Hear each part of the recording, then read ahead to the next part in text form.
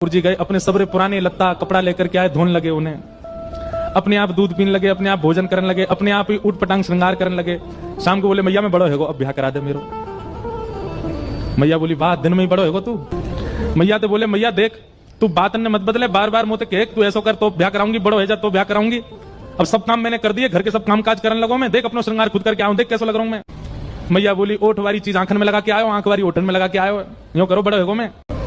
ठाकुर जी बोले मैया मेरा ब्याह करा दे, नहीं तो श्रीदामा बहू लेके आ रहा हूं, बाकी बहू ले आऊंगा मैं, वही की बहू को ले आऊंगा, वही की ससुराल को अपना बना लूंगा। तभी एक सखा दौड़ो दौड़ो आया, बोले ए लाला देख श्रीदामा बहू लेके आ गो। बहू को नाम सुनते ही ठाकुर जी तो मचल गए, लेके चल मुझको जल्दी। मैया रोकने लगी, बोले लाला ने सुधर के तो जा, कैसे बन के जा रहा है। ठाकुर जी तो दौड़े दौड़े गए, बोले बीच रास्ता में रोक ली, सबको कथा पता है। माधवी की मां ने पहले ही मना करके भेजा था कि बोले तेरे सखा तेरे पति जो श्रीदामा उनके जो सखा कृष्ण है उनको मुख मत दिखाइयो। ठाकुर जी पालकी में घुस गए, हाथ पांव जोड़ के कहने लगे भाभी जी एक बार ने अपना मुख दिखाए दो, लेकिन माधवी ने नहीं दिखाया। ठाकुर जी कह रहे हैं देख ले बड़े बड़े जोगी, बड़े बड़े तपस्वी, बड़े बड़े ध्यानी हमारे मुख को देखवे के काजे तड़पे, और हम तेरे सामने बैठे तू हमें मोहना दिखा रही अपनो। माधवी ने मुख नहीं दिखाया। ठाकुर जी बोले ठीक है तड़पेगी मुख देखवे के काजे। माधवी बोली मोह ना तड़पनो, मेरे पास मेरो खसम है भैया देख लूंगी, तुम्हें काय को देख। ठाकुर जी बोले वचन दे के जा रहा हूं तड़पेगी। जैसे छोटे से बालक कभी कभी बड़ी बड़ी बात करते हैं तो बड़े लोग उसको मजाक में लेते हैं, ऐसे माधवी ने भी मजाक में लिया, देखा ही नहीं ठाकुर जी को। श्री शुकाचार्य जी वर्णन करते हैं वृंदावन में कैसी स्थिति है।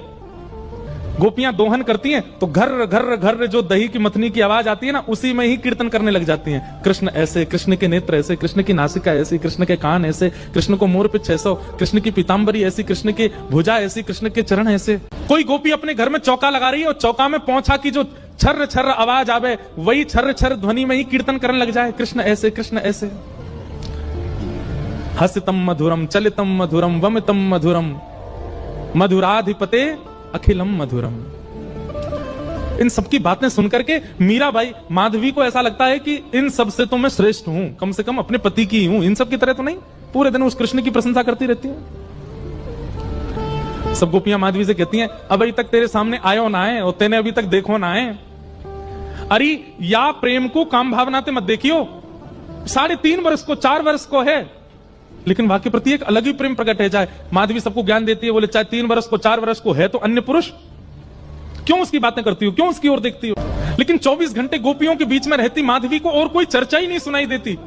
सब केवल कृष्ण की बात करती हैं, जल भरती हैं तो, बैठती हैं तो, भोजन बनाती हैं तो,